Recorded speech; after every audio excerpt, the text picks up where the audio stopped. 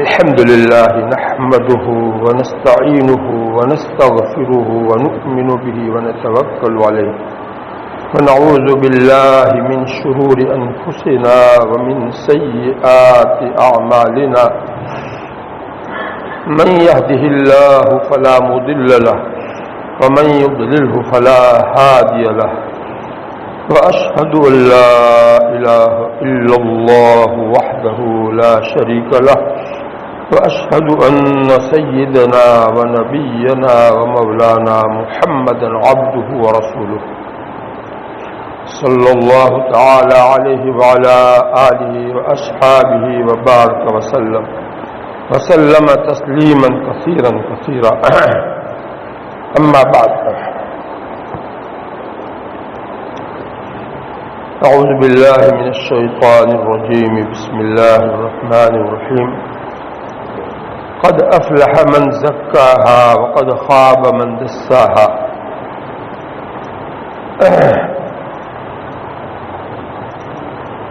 قابل احترام علماء کرام اور میرے پیارے ایمانی بھائیوں،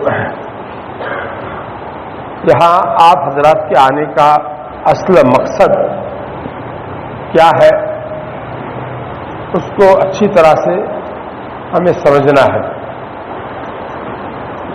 مقصد آدمی کے سامنے رہے گا تو اس کے پیچھے آدمی لگے گا، اس مقصد کو پورا کرنے میں لگے گا، اور جب تک وہ مقصد پورا نہیں ہوگا اس کو چین نہیں آئے گا، دوسری چیزوں میں وہ نہیں لگے گا۔ مقصد کو اور دوسری چیزوں میں وہ فرق کرے گا، یہ مقصد کے علاوہ دوسری چیز ہے، اس لیے اپنے اصل مقصد کو سمجھنا بہت ضروری ہے۔ دیکھو، بہت سے لوگ اس میں غلط فہمی میں ہوتے ہیں کہ خانقاہ میں ہم جاتے ہیں، وہاں ذکر کی مجلس ہوتی ہے، ذکر کر لیں گے، کچھ جو ہے وہاں جو ہے تلاوت کر لیں گے، تو یہ مقاصد میں سے نہیں ہے، خانقاہ کے مقاصد میں سے یہ نہیں ہے۔ وہ تو اپنے گھر پر بھی ہو سکتی ہے، تلاوت گھر پر ہو سکتی ہے، ذکر اپنے گھر پر کر سکتا ہے آدمی۔ یہاں آنے کا مقصد کیا ہے؟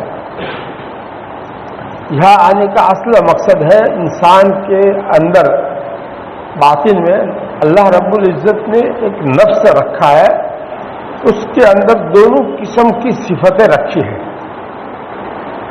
وَنَفْسٍ وَمَا سَوَّاهَا فَأَلْهَمَهَا فُجُورَهَا وَتَقْوَاهَا، اللہ تعالیٰ نے قسم کھائی ہے نفس کی، اور نفس میں دونوں صفتیں اللہ تعالیٰ نے جو رکھی ہے اس کو بیان کیا ہے، فجور اور تقوی۔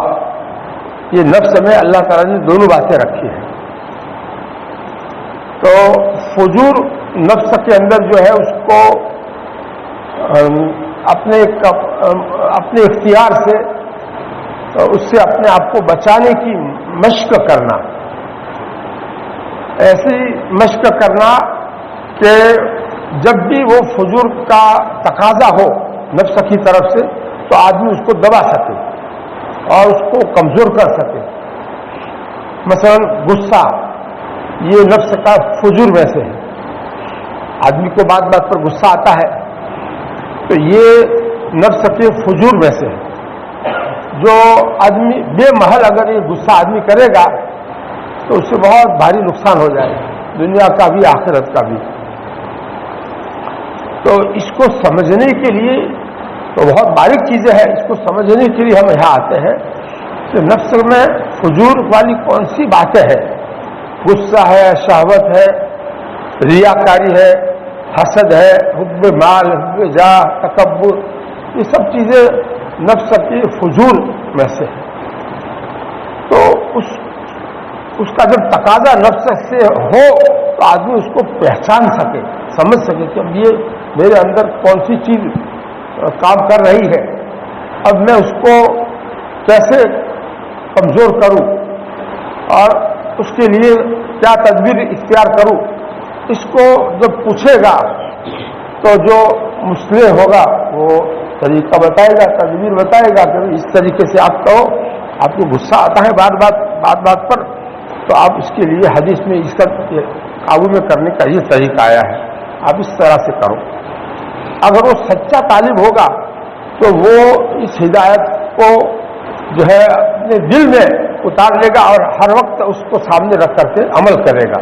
جب بھی اس کو غصہ آئے گا اپنے شاگردوں پر، اپنی بیوی پر، اپنے بچوں پر، اپنے خادموں، اپنے نوکروں پر، تو آدمی اس وقت جو ہے غصے کے تقاضے پر عمل نہیں کرے گا، شریعت کے تقاضے پر عمل کرے گا۔ شریعت نے اس وقت کسی پر غصہ کرنے سے جو ظلم ہو جاتا ہے اس سے روکا ہے، تو مجھے غصہ نہیں کرنا ہے، اندر سے چاہے تقاضا ہے، غصہ ہے، لیکن مجھے دوا دینا ہے۔ یہ اس کی مشق کرنے کے لیے اس میدان میں آپ لوگ آئے ہیں۔ اسی طرح شہوت اگر آدمی کے اندر ہے اور اس کا غلبہ ہے تو بے محل آدمی اس کا استعمال کرے گا تو گنہگار ہوگا، اور اگر اپنے صحیح جائز موقع پر اپنی خواہش پوری کرے گا، اللہ تعالیٰ نے بیوی جو ہے اسی لیے نکاح اسی لیے جائز رکھا ہے تاکہ اس کے ذریعے سے آدمی اپنی خواہش پوری کرے اور ضرورت پوری کرے تو کوئی گناہ نہ ہو۔ تو بہرحال یہ ان چیزوں کو سمجھنا اور پھر اس کے مطابق اپنے آپ کو بنانا، یہ اس کا نام ہے تزکیہ۔ اپنے اندر کی گندگیوں کو صاف کرنا اور اس کو کمزور کرنا، اس کا طاقت کو کمزور کرنا۔ شروع میں تو آدمی کو بہت زیادہ مشقت ہوگی اس کے خلاف کرنے میں، ٹھیک ہے نا، آہستہ آہستہ وہ مشقت کم ہو جائے گی، عادت اس کو ہو جائے گی اس کو کم دبانے کی۔ تو چاہے کبر کا مادہ ہو تو اس کو بھی کیسے، اس کا علاج کیسے کرنا، حسد کا مادہ ہے تو اس کو کیسے کمزور کرنا، یہ سب باطن کی اصلاح جو ہے جس کو کہتے ہیں، دل کی اصلاح اس کو کہتے ہیں۔ اور اسی کا دوسرے الفاظ میں تزکیہ، قرآن کی اصطلاح میں تزکیہ ہے، اور حدیث کی اصطلاح میں اس کو اچھے اخلاق کہہ لیجیے۔ اچھے اخلاق بنانا اپنے اندر، برے اخلاق، بری عادتیں جو ہوتی ہیں اس کو دور کرنا، یہ ہے اپنا یہاں آنے کا اصل مقصد۔ بعض لوگ ایسا کہتے ہیں کہ آپ نے اتنی تسبیحات دی تھی، یہ اصل نہیں ہے، اصل تم باطن کا حال بیان کرو، تمہارا اخلاق کا کیا حال ہے یہ بیان کرو، یہ تو بیان کرتے نہیں، اور جو ہے اس میں کچھ کمی ہو رہی ہے، ذکر میں کمی ہو رہی ہے، اسی کو بہت اہمیت دیتے ہیں۔ حالانکہ ذکر جو ہے وہ بے شک ثواب کی چیز ہے، اللہ تعالیٰ کی محبت کا ذریعہ ہے، لیکن جو ہے وہ اس اخلاق اپنے باطن کو اصلاح کرنے کے لیے وہ صرف مددگار ہے، وہ اصل مقصود نہیں ہے، بلکہ مددگار ہے، اس کے ذریعے سے مدد ملے گی۔ اور اصل اصلاح جو ہوگی، باطن کی اصلاح جو ہوگی، وہ اپنے احوال بتا کر کے اس کے بارے میں جو تدبیر کرنی ہے وہ جو عمل کرو گے پوچھ کر کے تو اس کے ذریعے سے فائدہ ہوگا۔ سب کو یہ اس راستے پر لگنا ہے، یہاں آنے کا جو مقصد ہے وہ یہ ہے، ورنہ تو حضرت مفتی شفیع صاحب رحمۃ اللہ علیہ فرماتے تھے کہ آدمی ذکر کرتے بھی اور الٹا جو ہے خراب ہوتا ہے، اس کے اخلاق خراب ہوتے ہیں۔ ذکر بہت ترقی کرتا ہے اور اس میں تکبر پیدا ہو رہا ہے، تو میں دیکھو لوگ مجھے جو ہے کیسا ذکر کرنے والا دیکھ رہے ہیں، سمجھ رہے ہیں، تو اس کے اندر تکبر بڑھتا جاتا ہے۔ تکبر ذکر کرے اور آدمی کے اندر تکبر نکلنے کی بجائے بڑھتا جاوے تو یہ تو بہت بری بات، الٹی بات ہو گئی، تو الٹی بات ہو گئی۔ ایسا بھی ہوتا ہے، اس لیے بھائی ذکر کو اس کے درجے پر رکھو۔ ذکر جو ہے اس کو معین اور مددگار کہا ہے اس دل کی اصلاح کے سلسلے میں۔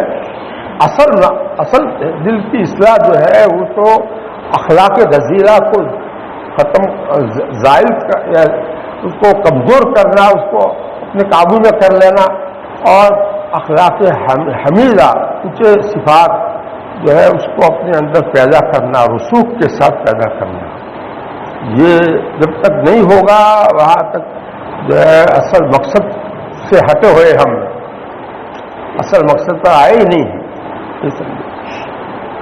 اس لیے بھائی آتے تو بہت ہیں، بہت سالوں سے جو ہے آتے ہیں، لیکن کتنے لوگ ایسے ہیں جو اپنی اس باطن کی اصلاح کی فکر میں لگے ہوئے ہوں. شاذ و نادر اللہ ماشاء اللہ. بھائی ذکر اصل نہیں ہے، یہاں آنے کا مقصد تلاوت کی کثرت اصل نہیں ہے. وہ تو گھر پر سب چیزیں گھر پر ہو سکتی تھی، تہجد گھر پر کر سکتے تھے. یہاں کیوں آئے؟ جو کام وہاں نہیں ہو سکتا تھا اس کے لیے یہاں آئے.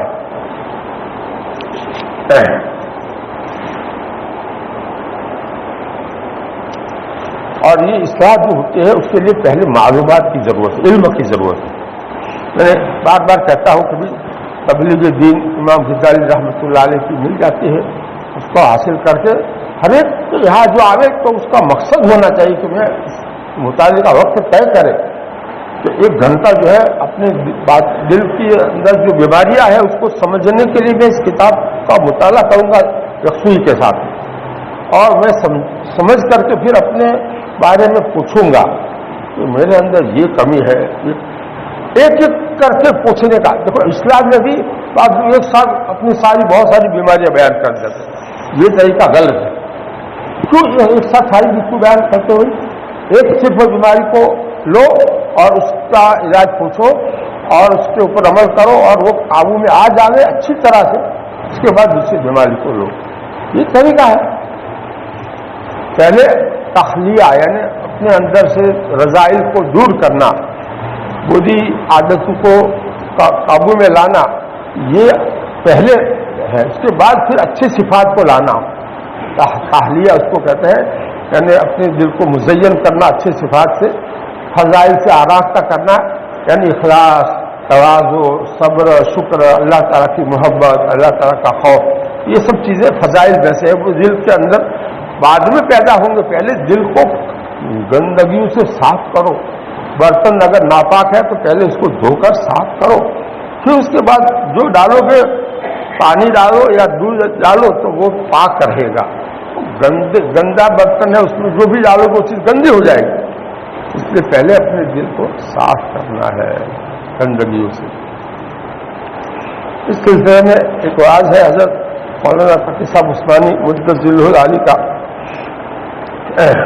حضرت تھانوی رحمۃ اللہ علیہ کا ایک ملفوظ جو ہے پہلے وہ بیان کرتے ہیں پھر اس کی تشریح کرتے ہیں. اس ملفوظ کو میں آپ کے سامنے پڑھتا ہوں.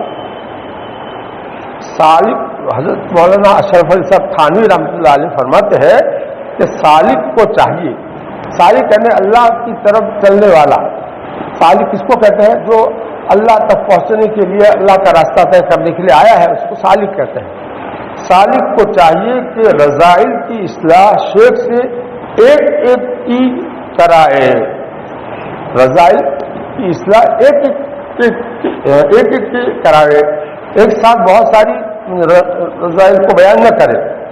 جب ایک رذیلے کی کا مقابلہ کرنے پر پوری قدرت ہو جاوے، اس کو دبانے پر پوری قدرت ہو جاوے اور اس مادہ کمزور ہو جاوے تو دوسرے رذیلے کا علاج شروع کرے، تب شروع کرے. اور اس رذیلے کے ازالے کلی کا کبھی انتظار نہ کرے. جو ہمارے اندر مثلا غصے کا مادہ زیادہ ہے تو بالکل غصہ ختم ہو جائے اس کا انتظار کبھی نہ کرے. کیونکہ یہ ناممکن ہے. اللہ تعالیٰ نے انسان کے اندر غصہ رکھا ہے، اس میں مصلحت ہے.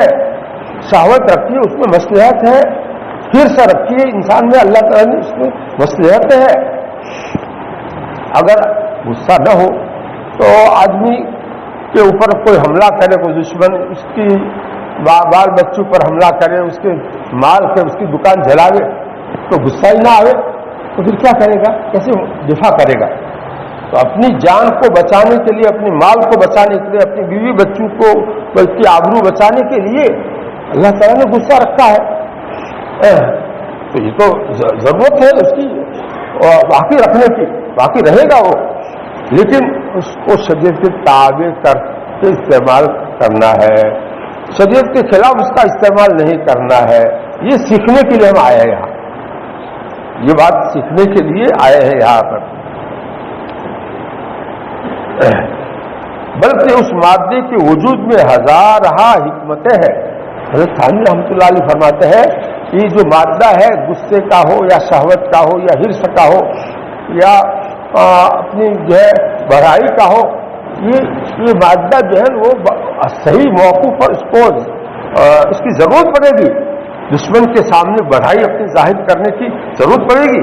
اللہ کے نبی صلی اللہ علیہ وسلم نے انا النبی لا کذب انا ابن عبد المطلب جنگ حنین میں کہا جا کہ نہیں، تو یہ بڑائی کا بول ہے کہ نہیں؟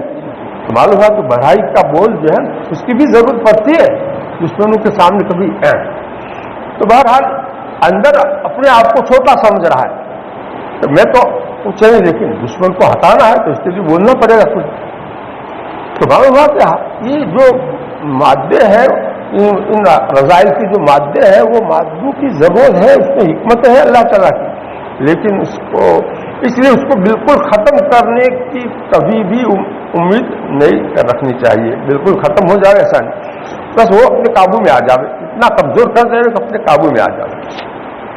تو جب وہ ابھرے تو اس وقت ہم شریعت کے خلاف اس کو ابھرنے نہ جائے، اس کی مشق کرنی ہے، اس کے لیے ہم یہاں جمع ہوئے ہیں۔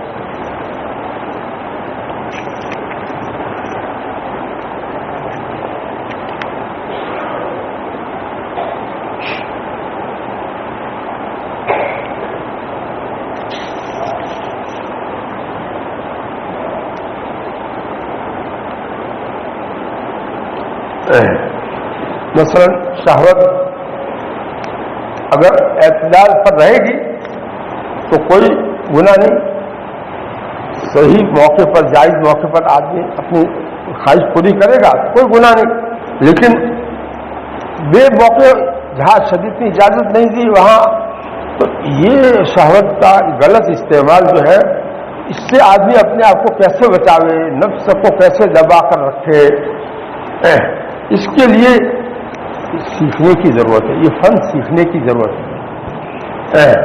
اسی طرح تکبر کی بیماری ہے، بہتوں کو پتہ بھی نہیں چلتا کہ میرے اندر تکبر ہے، جب دوسرے لوگ کہتے ہیں کہ یہ آدمی تو بڑا متکبر ہے تب پتہ چلتا ہے کہ یار اس کے اندر مجھے لوگ متکبر کہتے ہیں، اچھا کچھ ہوگا تو اب وہ شیخ سے کہے گا کہ مجھے تو کچھ پتہ چلتا نہیں لیکن لوگ مجھے متکبر کہتے ہیں، تو میں کچھ میرے اندر کچھ ہوگا۔ اچھا تو تمہارے احوال کچھ بتاؤ، تم کو جب تمہارے مزاج کے خلاف کوئی بات کرے غصہ آتا ہے؟ ہاں آتا ہے، یہی تو تکبر کی علامت ہے، یہی تو تکبر کی علامت ہے۔ اس لیے تم جو ہے اس کا علاج کرو۔ میں مصنوعی علاج بتاتا ہوں۔ سب سے پہلے کہ سلام میں پہل کرو، البادر بالسلام بدیع من الکبر، حدیث شریف میں آیا ہے سلام میں پہل کرنے والا تکبر سے پاک ہو جاتا ہے۔ جو ملے اس کو پہلے تم سلام کرو، جو ملے اس کو تم پہلے سلام کرو، تو اس میں تواضع پیدا ہوگی تمہارے اندر اور تکبر تمہارے اندر سے نکلے گا۔ کتنا آسان علاج، ایسے میں آسان علاج بتاتا ہوں۔ بہت بھاری علاج پہلے زمانے میں ہوا کرتے تھے، اس زمانے میں لوگ کہاں برداشت کر سکتے، لیکن اس کو بھی لوگ کرتے نہیں، پوچھتے بھی نہیں۔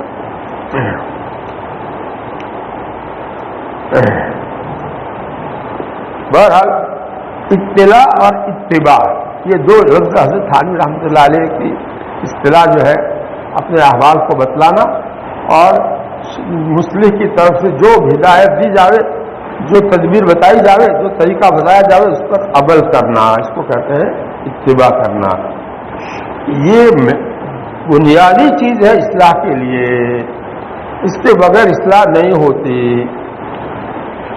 یہاں آدمی زبانی بھی بتا سکتا ہے، لکھ کر بھی بتا سکتا ہے، اور رمضان کے علاوہ 11 مہینوں میں خط کے ذریعے سے، فون کے ذریعے سے اپنے حالات بتا کر کے اپنی اصلاح کی بات پوچھ سکتا ہے۔ لیکن آج کل لوگ رسمی طور پر بیعت ہو جاتے ہیں، رسمی طور پر جو ہے ذکر وغیرہ کر دیتے ہیں، اپنی اصلاح کی فکر نہیں کرتے۔ اس میں بہت کمی ہے. اس کی وجہ سے میں نے آج، حالانکہ یہ مضمون بارہا آپ کے سامنے آ چکا ہے، لیکن پھر بھی آج اس کو میں اس لیے دوہرا رہا ہوں لیکن قرآن میں اتنی زیادہ اس کی اہمیت ہے. اللہ تعالیٰ نے اتنی قسمیں کھائی ہیں اس موقع پر جتنی اور کسی موقع پر قسمیں نہیں کھائی. اس موقع پر یہ نفس کی اصلاح کے سلسلے میں، نفس کو پاک صاف کرنے کے سلسلے میں کامیابی ملے گی. جب آدمی اس کا تزکیہ کر دے گا تو کامیاب ہوگا. قد افلح من زکاہا، یقیناً کامیاب ہوگا. اللہ تعالیٰ گارنٹی دے رہے ہیں اور اتنی قسمیں کھا کر کے گارنٹی دے رہے ہیں. اور بڑی بڑی مخلوقات کی قسمیں کھائی ہے. آسمان، زمین، سورج، چاند، کسی کسی بڑی بڑی مخلوقات کی قسمیں کھائی ہے. اور یہ قسم کھانے کا مقصد کیا ہوتا ہے؟ بات مضبوط ہے، پکی ہے، ٹھوس ہے. اللہ تعالیٰ کو قسم کھانے کی ضرورت نہیں. ہماری خاطر اللہ تعالیٰ قسمیں کھا رہے ہیں کہ میرے بندو کو اس کی اہمیت سمجھ میں آ جاوے، اس کے لیے اللہ تعالیٰ قسمیں کھا رہے ہیں. اور یہ قسمیں کھا کر کے کیا کہنا مقصد ہے؟ صرف اتنی بات کہنا مقصد ہے، قد افلح من زکاہا وقد خاب من دساہا. یہ دو باتیں کہنا مقصد ہے. اور اس میں بھی تاکید پھر لائے، قد کا لفظ ہے. یقیناً کامیاب ہو گیا وہ شخص جس نے اپنے نفس کو پاک کر دیا. تو دیکھو پاک جو ہے نفس، بعض مرتبہ یہ عبادات سے، اوراد و وظائف سے نفس پاک ہونے کی بجائے اور زیادہ اس میں برائیاں پیدا ہو جاتی ہیں. جب آدمی اپنے نفس کی اصلاح کی فکر ہی نہ کرے، اس میں ریاکاری اندر بھری ہوئی ہے، اس کی فکر ہی، اس کو دور کرنے کی فکر ہی نہ کرے، بڑائی کا جذبہ، اس کا ریاکاری کا جذبہ، بڑائی کا جذبہ، سب غصہ، یہ ساری چیزیں اندر بھری ہوئی ہے اور اس کو دور کرنے کی فکر ہی نہ کرے اور کرتا رہے یہ جو کرنے کے ظاہری اعمال. تو ظاہری اعمال کافی نہیں ہے، اس کو اندر سے اللہ کے لیے بنانا ہے. تو بھی یہ ریا کا خیال جو ہم کو ستاتا ہے، بار بار ہمارے اوپر مسلط ہوتا ہے، اس کو کیسے دور کریں اس کو سمجھنا پڑے گا. اس طرح سے سمجھو، ارے بھائی لوگ دیکھیں گے تو اس سے مجھے کیا ملے گا؟ یہ لوگ میری تعریف کریں گے، وہ تو ہوا میں اڑ جائے گی، مجھے میرے ہاتھ میں کیا آئے گا؟ لوگ واہ واہ کہیں گے تو یہ تو ہوا میں اڑ جانے والی چیز ہے، مجھے کیا ملے گا؟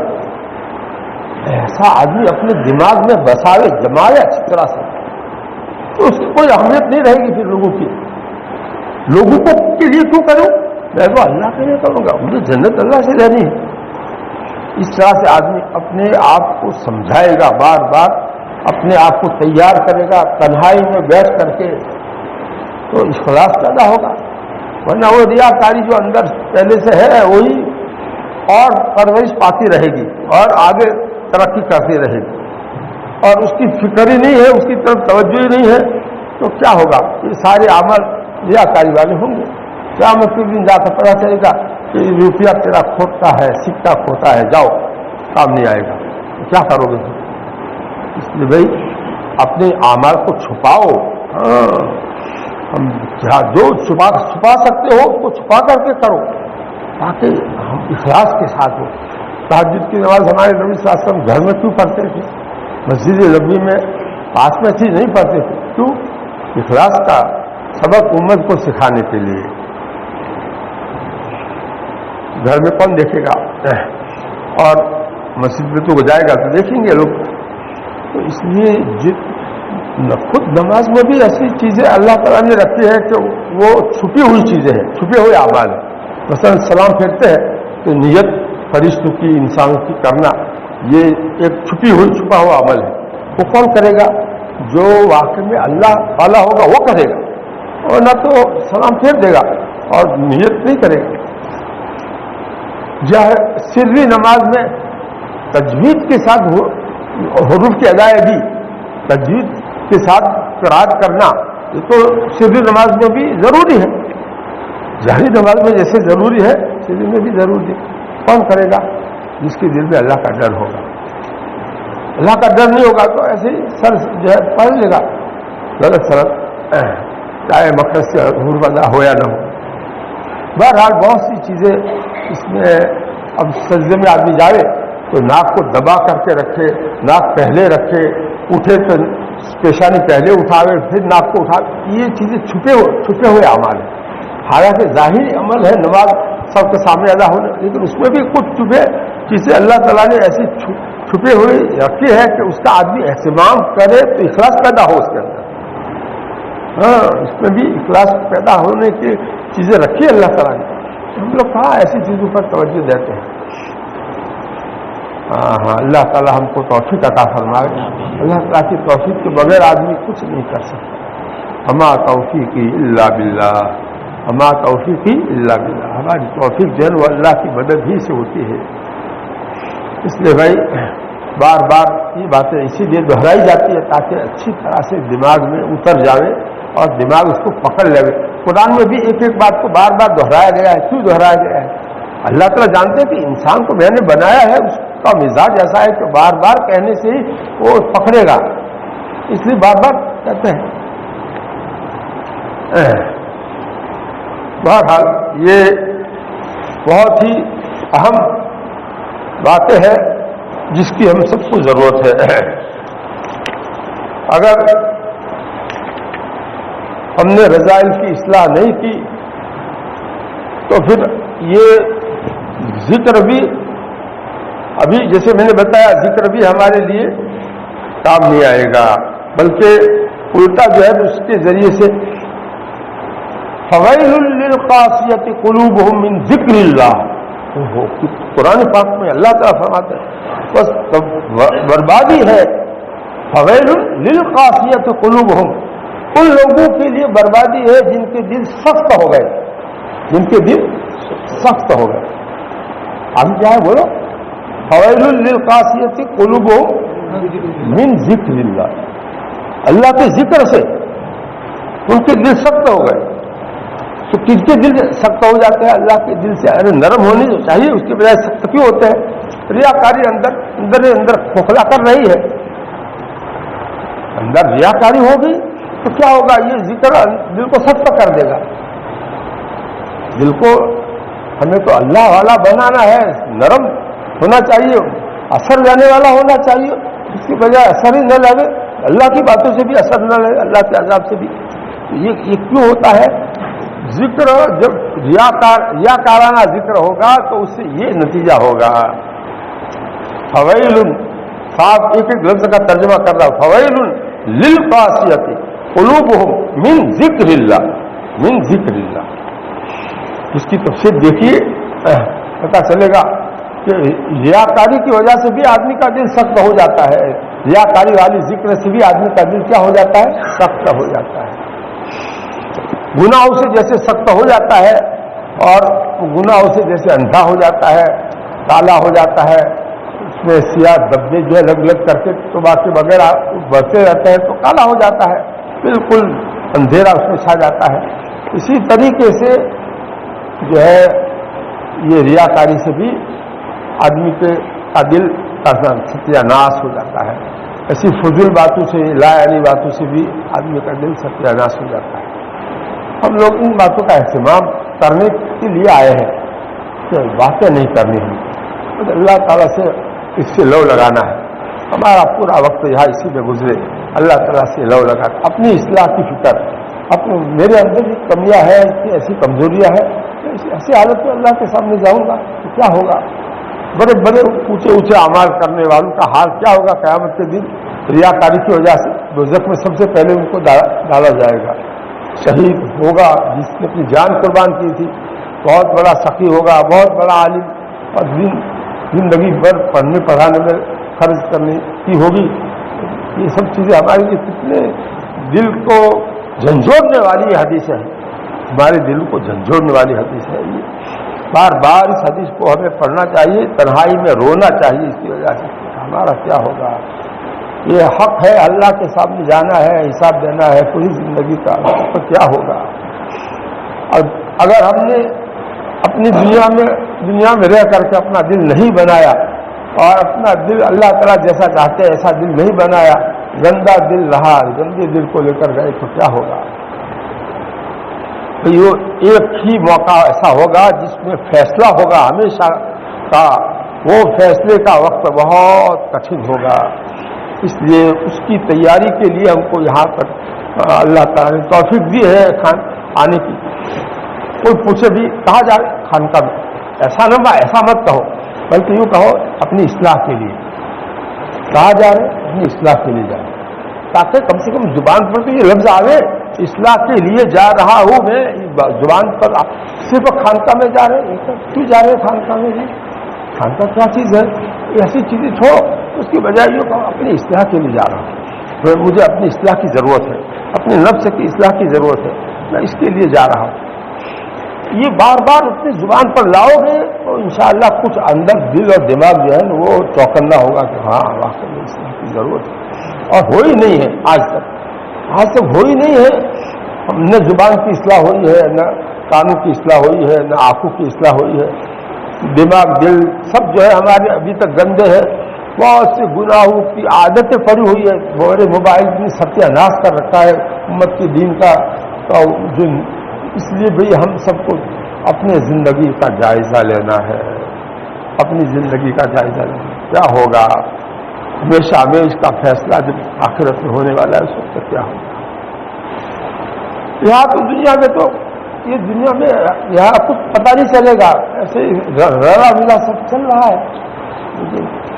مرنے کے بعد بس یہاں سے دنیا سے پتہ کٹ گیا اور وہ امتحان شروع ہو گیا قبر میں. سب سے پہلا امتحان, پھر اس کے بعد اس کا نتیجہ اچھا یا برا نتیجہ قبر ہی سے شروع ہو گیا. اسی لیے حدیث میں ہم مات فقط قامت علیہ القیامہ, جو مر گیا اس کی تو قیامت وہی سے شروع ہو گئی. پوری دنیا کی قیامت تو جب آئے گی تب آئے گی, لیکن جو مر جاتا ہے اس کی قیامت تو وہی سے شروع ہو جاتی ہے. امتحان بھی ہو گیا اور اس کے مطابق جو ہے نتیجہ بھی سامنے آ گیا. یہ ساری چیزیں بہت ہمارے دل کو جھنجھوڑنے والی چیزیں. پچھلی زندگی پر ندامت, توبہ, استغفار کے اوپر ہم سب کو متوجہ کرنے والی چیزیں ہیں. اگر ہم لوگ اسی طرح سے غفلت والی عبادت میں لگے رہے اور اس کو کافی سمجھتے رہے, اور یہ بس جو ہے ہم تو نیک ہے, لوگ ہم کو نیک سمجھتے ہیں, یہ کافی نہیں ہے. لوگوں کا نیک سمجھنا کافی نہیں ہے. اللہ تعالیٰ کے وہاں فیصلہ ہو جائے کہ تو نیک ہے, تو ہمارے یہاں مقبول ہے, تب جا کر کے ہمارا کام بنے گا. اس سے پہلے ہم خطرے ہی خطرے میں ہیں. اس لیے موت تک ہم خطرے میں ہیں. جب تک ہمارا ایمان پر خاتمہ نہ ہو جاوے وہاں تک جو ہے کوئی بھروسہ نہیں کیا ہوگا کیا ہوگا کیا ہوگا. بڑے بڑے ہمارے اس امت کے ہمارے اکابرین ڈرتے رہے ہیں اور ہم کو ہماری آنکھیں سوکھ گئی ہیں. ہم کو رونا نہیں آتا ہے, تنہائی میں رونا نہیں آتا ہے. کیا ہوگا یہ سوچنا ہے ہم سب کو, اپنا سوچنا ہے کہ میرا کیا ہوگا. دوسروں کو چھوڑو, اب میرا کیا ہوگا. اب سب سے پہلے مجھے اپنی فکر.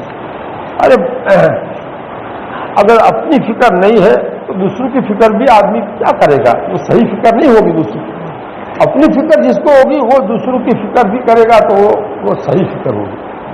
اس لیے تو وہ اس کی دل سے بات نکلے گی. اپنی فکر کی جو بات اس کے دل میں ہے وہ دل سے جو نکلے گی تو دوسروں کو بھی فکر مند کر دے گی, ان کو بھی اپنی ذات کے بارے میں فکر مند کر ڈالے گی. اس لیے بھائی ہم سب محتاج ہے, اللہ تعالیٰ کے سامنے مانگے, رو رو کر مانگے, صلاۃ الحاجت پڑھ کر مانگے. حاجت ہی ہماری کہ ہم اپنی اصلاح کی فکر ہم کو مل جاوے اور اس کے پیچھے ہم لگ جاوے, باقاعدہ اس کے پیچھے ہم لگے رہے. جب تک اصلاح نہ ہو جائے وہاں تک لگے رہے. یہ چیز ہم سب کے لیے ضروری ہے. اللہ تعالیٰ نصیب فرمائے ہم سب کو.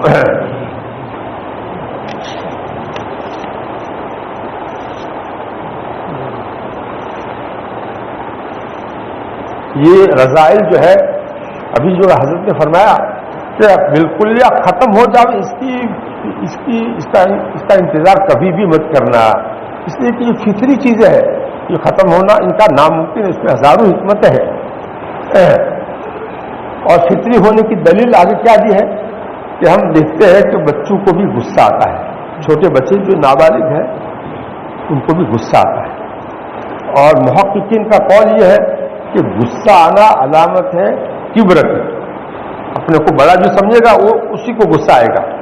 اس کا مطلب یہ ہے کہ بچے کے اندر بھی کبر ہے اور بچے کے اندر بھی غصے کی بیماری ہے.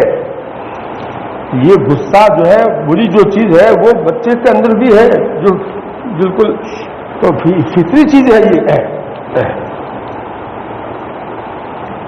اس لیے اس کو ہمیں صرف قابو میں کرنا ہے, شریعت کے تابع اس کو بنانا ہے, شریعت کے تابع ان کو بنانا ہے. شریعت کو اللہ تعالیٰ نے آسمان سے ہمارے لیے جو اتارا ہے اس کو اتارنے کا مقصد کیا ہے؟ مقصد نزول الشریعہ, شریعت کے اترنے کا مقصد یہ ہے کہ ہم لوگ اللہ تعالیٰ کے اضطراری بندے تو پہلے سے ہے, اضطراری بندے تو پہلے سے ہے, لیکن اب اختیاری طور پر اللہ کے بندے ہو جاوے.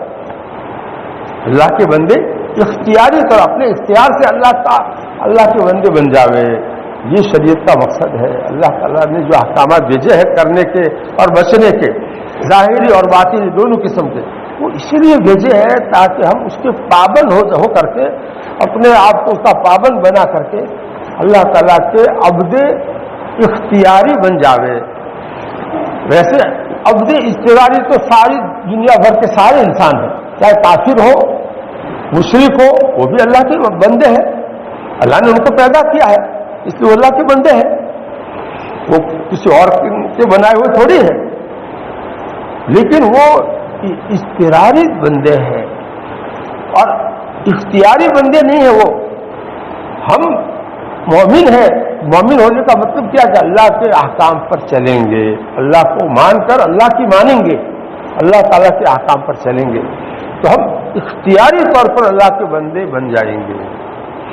اپنے اختیار سے اللہ کے سامنے عبدیت اختیار کرنے والے بن جاوے. یہ مقصد ہے شریعت کو اتارنے کا. اللہ تعالیٰ ہمیں اس کی صحیح سمجھ عطا فرمائے. اس میں یہ رذائل جو ہے نا وہ رکاوٹ بنتے ہیں شریعت پر چلنے میں.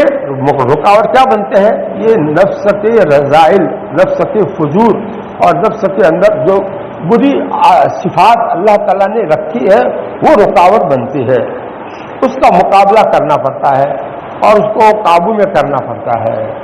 اسی کا نام ہے اصلاح, اپنی اصلاح. ایک ایک کر کے کرنا پڑتا ہے. ایک ایک کر کے جب سب قابو میں آ گئے اس کے بعد 10 اس کے اصول ہے, زیادہ نہیں ہے. اخلاق رضیلہ کے 10 اصول امام غزالی رحمۃ اللہ علیہ نے بیان کیے ہیں اور 10 فصلوں میں اس کو بیان کیا ہے. ان 10 بنیادی جو اندر کے جو مادے ہیں رذائل کے, اس کو قابو میں کرنا ہے. اور اس کے بعد پھر 10 صفات حمیدہ کے بھی اصول ہے. 10 وہ بھی 10 ہے, زیادہ نہیں ہے. 10 اور 10 20 ہوئے, زیادہ نہیں. یہ ہے نفس کی اصلاح کے لیے نصاب, کل زیادہ نہیں ہے, بہت ہلکا پھلکا ہے. اس کو مشکل نہ سمجھے, لیکن اس کے لیے آسان سے آسان کتاب ہمارے شیخ حضرت مسیح الامت رحمۃ اللہ علیہ کی لکھی ہوئی شریعت و تصوف ہمارے پاس بھی ہے. وہ مفتی عبدالرحیم صاحب پوربندری کی لکھی, انہوں نے لا کر رکھی ہے. یہ ایسی کتاب جو ہے ہر ایک کے پاس ہونی چاہیے. ہمارے پاس ابھی تک ہے, ہماری خود کی اپنی خریدی ہوئی اس زمانے کی, آج سے تقریباً 50-60 سال پہلے کی خریدی ہوئی ابھی تک ہے اور اس سے ہم فائدہ اٹھاتے ہیں. تبلیغ دین بھی ہے, وہی پرانی اس زمانے کی چھپی ہوئی, کاغذ بھی اس کا بہت بوسیدہ ہو گیا اور اسی سے ہم نے بارہا مطالعہ کر کے بار مطالعہ کر کے اپنے نفس کی بیماری کو سمجھا اور اس کو کمزور کرنے کی طریقے اس پہ جو لکھے اس کے مطابق عمل کیا. اور پھر جو اس میں نیچ پیش آئی ہم کو, اس میں جو ہے سمجھنے میں دقت ہوئی تو شیخ سے رجوع کیا, اپنے احوال لکھ کر کے بتا کر کے, اور وہ اس کے اوپر ہمیں جو بتلاتے اس کے مطابق ہم عمل کرتے تھے. اور یہی طریقہ تقریباً 18 سال تک رمضان کے پورے مہینے وہاں جو گزارے اس میں یہی کام ہم کرتے رہے. اسی کو مقصد بنا کر کے کیا. اس کو ہم نے معمولی چیز نہیں سمجھا, مقصد بنا کر کے ہم نے اس کو کیا. اور ذکر کرتے تھے لیکن وہ اس کو مددگار سمجھتے تھے. اس کی وجہ سے اللہ سے تعلق پیدا ہوگا تو آگے یہ فکر اپنی اصلاح کے لیے جو بہت بڑی قربانی دینی پڑتی ہے نفس کے خلاف، وہ قربانی دینا آسان ہو جائے گا. اس لیے اللہ کا ذکر کرتے ہیں تاکہ اللہ تعالیٰ سے تعلق ہو جائے، اللہ تعالیٰ سے محبت ہو جائے، اللہ تعالیٰ کا ڈر پیدا ہو جائے تو خود سے خود اس کی وجہ سے قربانی نفس کے مقابلہ کرنے میں قربانی دینی پڑے گی تو قربانی دے سکتے ہیں. تو یہ ہے راز اس یہاں آنے کا مقصد.